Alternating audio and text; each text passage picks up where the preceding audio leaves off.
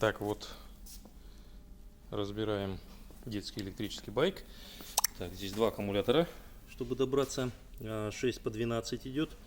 Так, идет цепная передача у него от двигателя.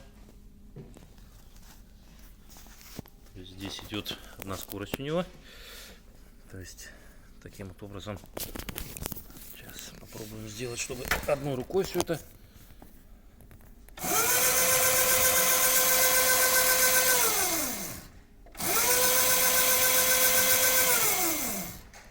Вот все вот таким образом он работает. Желтый еще есть и синие.